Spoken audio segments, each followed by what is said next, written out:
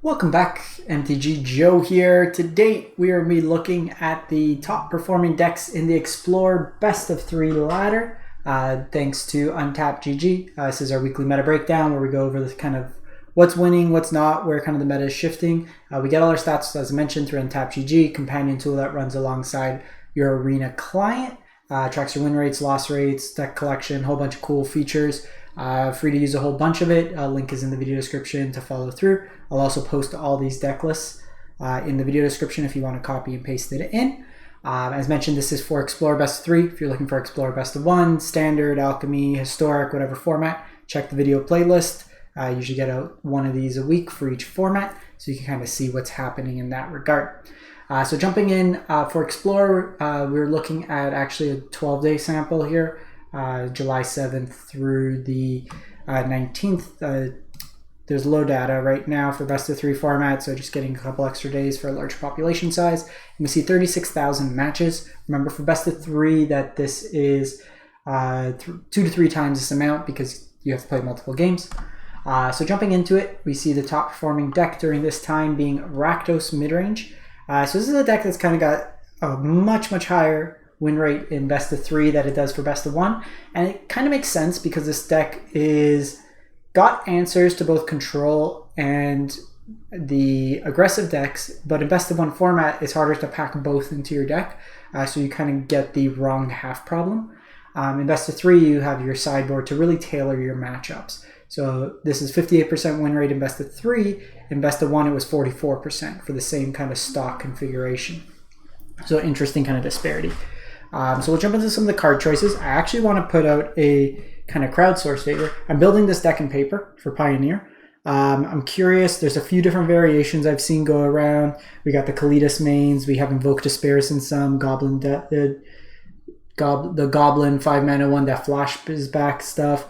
If you've been playing this deck, let me know what configuration you've liked most. If you could share any thoughts, anything like that, it'd be greatly appreciated. I haven't got much Pioneer experience under my belt. Been playing more Explorer, but appreciate anything like that while I continue to acquire the cards for this deck.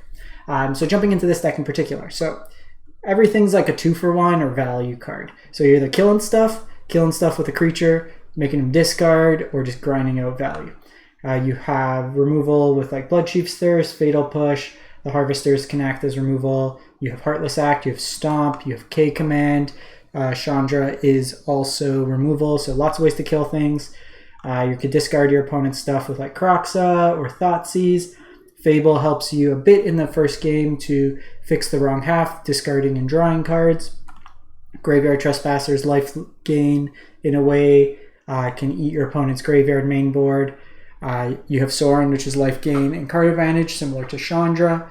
So kind of a lot of utility here. One of the main kind of 2 main cards we're missing from the Pioneer version are Kalidas, 4-mana, 3/4 lifelink that gets bigger, as well as Dreadbore, which is a main board answer to your opponent's planeswalkers. So you're seeing like Bloodchief Thirst being played in lieu of that. A lot of these games are going to kind of 1-for-1 and then win through like creature lines. It's very much like a Jund style deck of old. For the sideboards, generally what I do with these is kind of highlight what type of matchup you'd want these cards for. So you have your kind of anti-control. You have Duress, you have Go Blank. K-Command could be an option to kind of get some value. You make them discard and rebuy your creature. You also have Chandra, which is uncounterable, so a nice top end in that regard. Like I said, I've seen a lot of the Pioneer versions play 1 to 2 Invoke Despairs within the 75. Blue-white control becomes a lot more prevalent in this format. That might be an option as well. In your creature matchups, you have Extinction Event as well as Anger of the Gods as more removal. Your anti-graveyard hate, you have Leyline and Unlicensed Hearst, and then K-Command can also come in against, say, something like Rakdos Anvil, or just like smaller creature decks, or kind of that approach. If Shock is relevant, then it's another copy of Shock in a way. So then we have Sultai Rigging. This is another deck that performed poor in best of 1, a little bit better in best of 3. There's kind of 2 variations of these fight rigging decks. There's the green-black, just more chunky creature beatdown. And then there's the Sultai versions, which have worse mana, but allow you to kind of combo kill And that's through Sultai Ultimatum, Emergent Ultimatum. So ideally what you want to do is as early as turn 3, thanks to Llanowar Elf. Rigging, kind of popping off on Shakedown Heavy or Reservoir Kraken, which has built-in protection. If you can cast the Emergent Ultimatum, you ideally select Liliana, Vorinclex, Alrund's Epiphany. If they give you Liliana and Vorinclex, you just ultimate them. You basically get to ultimate Liliana and win the game potentially on the spot. If not, you get one of these two with an extra turn and 2 birds, which then you still have your 7-power creature on the board that gets bigger. It can double counters thanks to Vorinclex, for example, or Liliana starts making tokens. So there's a lot of utility there. You also have like the Kiora Best of Sea God in here, as well as a Great Henge, and then some copies of Elder Gargroth. A cool interaction: if you Incubation Druid into Fight Rigging, you can put the counter onto Incubation Druid, and then it can tap for 3 mana that turn. Similarly, with your sideboard options, you have your anti-creature stuff, Fatal Push, Heartless Act, Noxious Grasp potentially for text in that matchup. Your control stuff, you have Thoughtseize, Thought Distortion, and then any matchup you kind of want to grind or even gain life, like Mono Red could be relevant, but also against like control, sometimes just getting card advantage to the Great Henge is something that can be played as well. And like I said, anti-graveyard. This is also good against the blue-white control matchup. You hit Teferi, you hit Wandering Emperor, you can hit Dream Trawler, all are relevant cards in that matchup. We have then Rakdos Sacrifice. Truth be told, I played this in Best of 1 and did not do well with it. I know Ash Lizzle, another streamer, is doing well with it in Best of 3. I prefer either the Obnixis version or just the version that's playing Fatal Push in the main, no Priest. Priest has higher upside if you can untap with it, but you see a lot of these decks, like everything in Rakdos Midrange kills it. You're not really getting interaction, but the ideal thing is like, you know, you got your Priest, you can steal something with Claim, sack it to the Priest. You also have Chandra that can make tokens to sack with Priest. On its own, Chandra's not the greatest. I'd rather Obnixis, which gets more utility. And then, or just playing more Fables, stuff like that. Similarly, you have your Obs in the sideboard for the grindier matchups. Meat Hook as a sweeper that has benefit to you. You got some removal spells mixed in there. Some discard and graveyard hate as well. Then we go to, there's a couple decks which, so there's not enough, how do I say this? There's not a unified deck list right now for a lot of these, so we're seeing variations.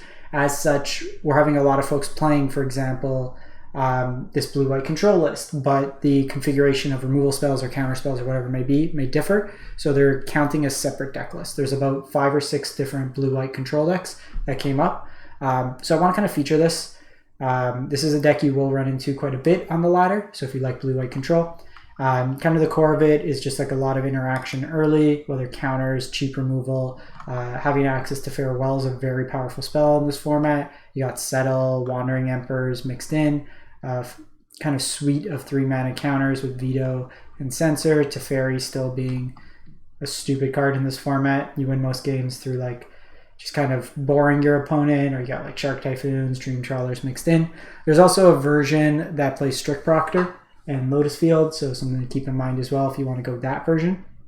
But then in your sideboard, you do have options to more sweepers, protection from like discard stuff. Interesting, this version's not playing Narset main, but you got Narset, some more counters, Graveyard Hate, and then more removal. Both Divine Smite to deal with like black creatures, or just kind of phase out stuff, or Devout Decree also work in that respect. We then have Sultai Ultimatum, a powerful deck of Standard Past. As mentioned, so you do have that same combo that exists in the Sultai Rigging deck, but this one's more of a ramp control combo deck. So same idea, Emergent Ultimatum, you get your Allruns, Professor Onyx or Vorinclex. You can also do Vorinclex, Onyx, or Tibalt, kind of thread in and just get value engines that way. Otherwise, just a bunch of disruption, so you're either ramping with like Growth Spiral, Cultivate, or you're interacting with your opponent's board. You got like pushes, Thoughtseize, divides, Heartless, access to 5 sweepers, some various creatures, including the new Titan of Industry slotted into there. It's a Yorion pile, so you get to spend more wild cards on it. Like, you got the wild cards, you got to spend them. Interesting, you got like a couple of the Learn package, Environmental Sciences, Mascot Exhibition, slotted into there. Bloodchief's Thirst, so you got some cheap removal. You got a like even the Containment Breach can be relevant. In the aggressive matches, you have Gargaroth. Control matches, you have like Disputes and Thought Distortion, as well as Thoughtseizes to kind of true up your full 4 set, kind of mixed into there. We then have mono green Stompy, just an aggressively slanted deck. Coco, so you got like 4 and 5 power creatures for 3 mana that are hard to cast normally, but in this deck, every land casts it. Pack Leader for card advantage, Graveyard Hate and Scavenging Ooze, you have Fight Spells and Primal Might mixed into there. And then sideboard, you have like, you should be playing Weathered Runestone over Grafdigger's Cage because it stops Greasefang. This doesn't stop Greasefang, so one thing of note. Like against the Rakdos deck, for example, I'd probably play 2 of these if you have them. It's very good in that regard. Safekeeping for protection, Ram through his fight spells, Questing Beast for the blue-white matchup, Henge to kind of grind out, Graveyard Hate, and then Nullhide Ferox is just for like, it's got hexproof kind of, but they can pay mana, but it's kind of a precursor to Ward almost in a sense that taxes your opponent 2 more, but it's another big creature that could come in and get the heavy targeted removal decks. And then lastly, Mono Red is another deck we see quite a few variations of. The core of the deck's fairly similar. You'll see some versions on Ferocidon main, some on Annex main, but really it's a Cleave Torbran kind of top-end deck. Lots of aggressive stuff early to kind of kill your opponent. And then you got like Graveyard Hate split between Hearse and Soul Guide Lantern, Ferocidon for like the Angels matchups or any sort of life gain shenanigans, Chandra to grind, the Cronin War for any of these like big creature decks like Sultai Rigging, stuff like that to get utility. So that's pretty much it for the week. Like I said, if you do have any insights on the Rakdos Pioneer list, I'd greatly appreciate it in the comments if you could share any of your thoughts, especially if you pile up the deck. Otherwise, we'll catch you next time. Thanks for watching. If you can, drop a like, comment, and subscribe. Hope you have a great one. Stay safe out there.